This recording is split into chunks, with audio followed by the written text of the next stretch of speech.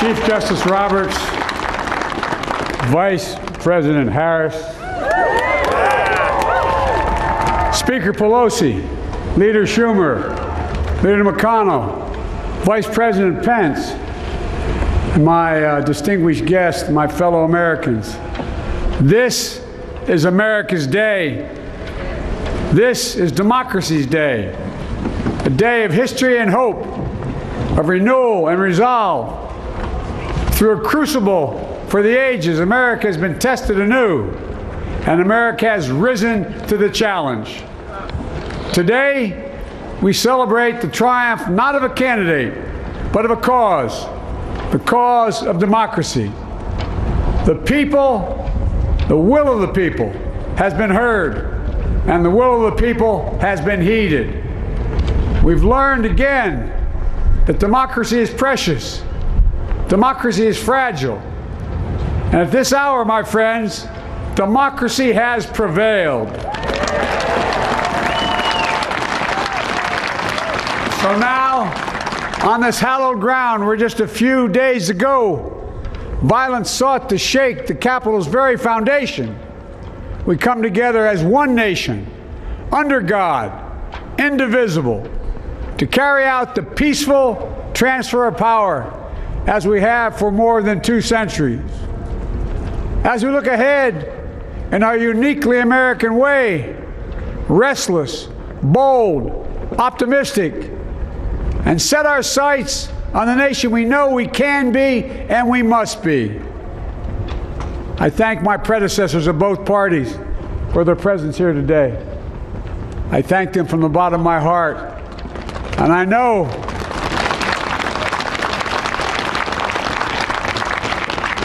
the resilience of our Constitution and the strength of our nation, as does President Carter, who I spoke with last night, who cannot be with us today, but whom we salute for his lifetime in service. I've just taken the sacred oath each of those patriots have taken, the oath first sworn by George Washington. But the American story depends not on any one of us, not on some of us, but on all of us, on we the people who seek a more perfect union. This is a great nation. We are good people. And over the centuries, through storm and strife, in peace and in war, we've come so far, but we still have far to go. We'll press forward with speed and urgency, for we have much to do in this winter of peril and significant possibilities. Much to repair, much to restore, much to heal, much to build, and much to gain. Few people in our nation's history have been more challenged or found a time more challenging or difficult than the time we're in now. Once-in-a-century virus that silently stalks the country has taken as many lives in 1 year as America lost in all of World War II. Millions of jobs have been lost. Hundreds of thousands of businesses closed. A cry for racial justice, some 400 years in the making, moves us. The dream of justice for all will be deferred no longer. A cry for survival comes from the planet itself, a cry that can't be any more desperate or any more clear. And now, a rise of political extremism, white supremacy, domestic terrorism, that we must confront and we will defeat. To overcome these challenges, to restore the soul and secure the future of America, requires so much more than words. It requires the most elusive of all things in a democracy: unity. Unity. In another January, on New Year's Day in 1863, Abraham Lincoln signed the Emancipation Proclamation. When he put pen to paper, the president said, and I quote, If my name ever goes down into history, it'll be for this act, and my whole soul is in it. My whole soul is in it. Today, on this January day, my whole soul is in this, bringing America together, uniting our people, uniting our nation. And I ask every American to join me in this cause.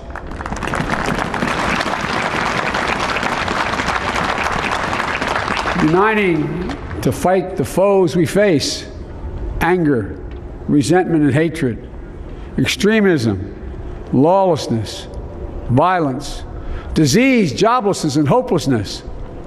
With unity, we can do great things, important things. We can right wrongs.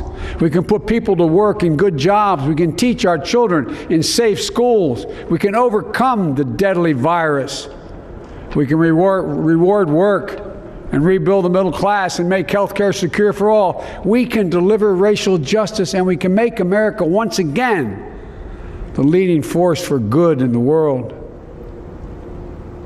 I know speaking of unity can sound to some like a foolish fantasy these days. I know the forces that divide us are deep and they are real.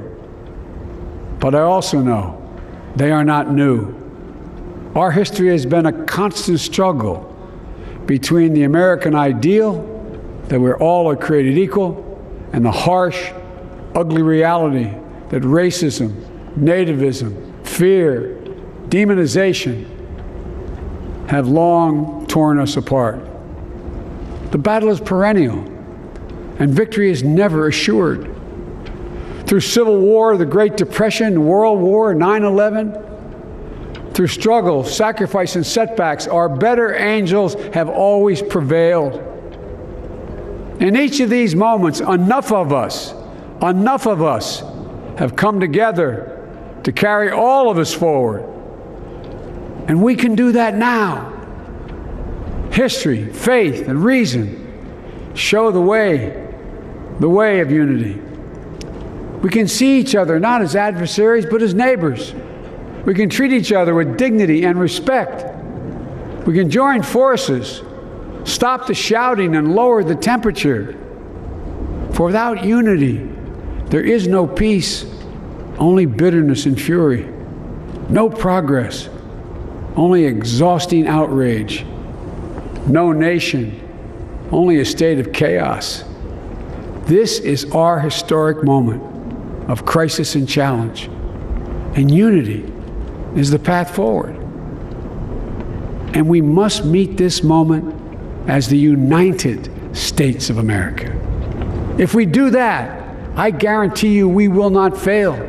We have never, ever, ever, ever failed in America when we've acted together. And so today, at this time, in this place, let's start afresh, all of us. Let's begin to listen to one another again, hear one another, see one another, show respect to one another. Politics doesn't have to be a raging fire, destroying everything in its path. Every disagreement doesn't have to be a cause for total war. And we must reject the culture in which facts themselves are manipulated and even manufactured.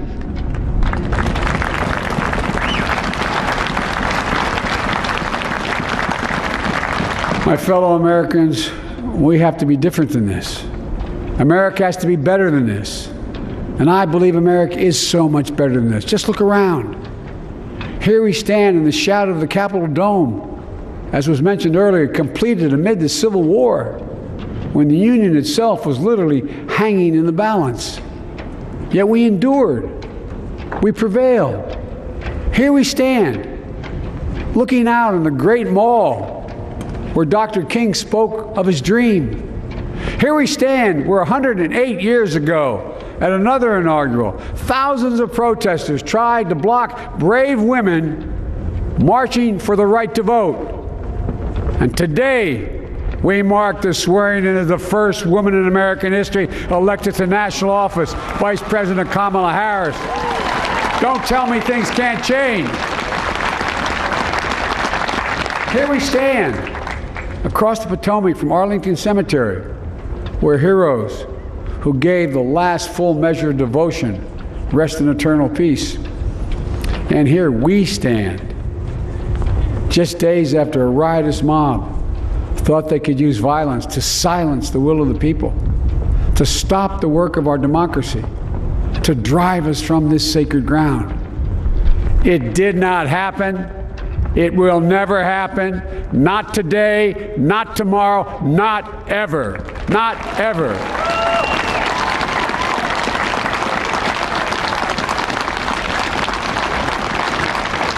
To all those who supported our campaign, I'm humbled by the faith you've placed in us.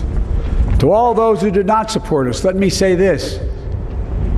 Hear me out as we move forward. Take a measure of me and my heart. And if you still disagree, so be it. That's democracy. That's America. The right to dissent peaceably within the guardrails of our republic is perhaps this nation's greatest strength. Yet hear me clearly. Disagreement must not lead to disunion. And I pledge this to you. I will be a president for all Americans. All Americans. And I promise you, I will fight as hard for those who did not support me as for those who did.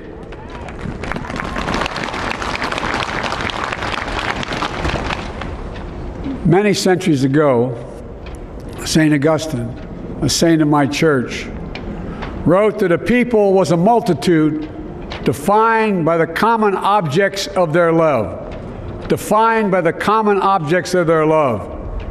What are the common objects we as Americans love that define us as Americans? I think we know. Opportunity, security, liberty, dignity, respect, honor, and yes, the truth. Recent weeks and months have taught us a painful lesson. There is truth and there are lies. Lies told for power and for profit. And each of us has a duty and a responsibility as citizens, as Americans, and especially as leaders. Leaders who have pledged to honor our Constitution and protect our nation, to defend the truth and defeat the lies. Look, I understand that many of my fellow Americans view the future with fear and trepidation. I understand they worry about their jobs. I understand, like my dad, they lay at bed at night, staring at the ceiling, wondering, can I keep my health care? Can I pay my mortgage? Thinking about their families, about what comes next. I promise you, I get it. But the answer is not to turn inward, to retreat into competing factions, distrusting those who don't look like you, or worship the way you do, or don't get their news from the same sources you do. We must end this uncivil war that pits red against blue, rural versus urban, conservative versus liberal. We can do this if we open our souls instead of hardening our hearts, if we show a little tolerance and humility, and if we're willing to stand in the other person's shoes, as my mom would say, just for a moment, stand in their shoes. Because here's the thing about life. There's no accounting for what fate will deal you. Some days, when you need a hand. There are other days when we're called to lend a hand. That's how it has to be. That's what we do for one another. And if we are this way, our country will be stronger, more prosperous, more ready for the future. And we can still disagree. My fellow Americans, in the work ahead of us, we're going to need each other. We need all our strength to persevere through this dark winter. We're entering what may be the toughest and deadliest period of the virus.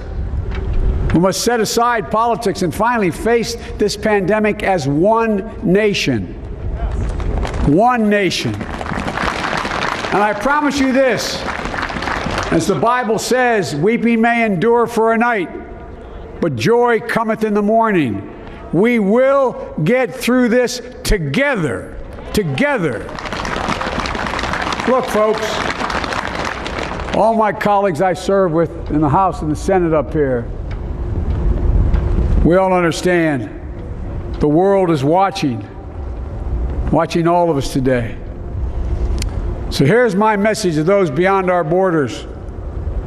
America has been tested, and we've come out stronger for it. We will repair our alliances and engage with the world once again, not to meet yesterday's challenges, but today's and tomorrow's challenges. And we'll lead not merely by the example of our power, but by the power of our example.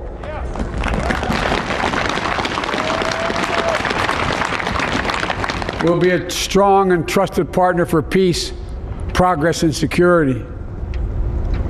Look, you all know we've been through so much in this nation. And in my first act as president, I'd like to ask you to join me in a moment of silent prayer.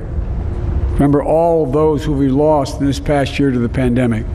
Those 400,000 fellow Americans, moms, dads, husbands, wives, sons, daughters, friends, neighbors, and co-workers. We'll honor them by becoming the people and the nation we know we can and should be. So I ask you, let's say a silent prayer for those who've lost their lives and those left behind, and for our country.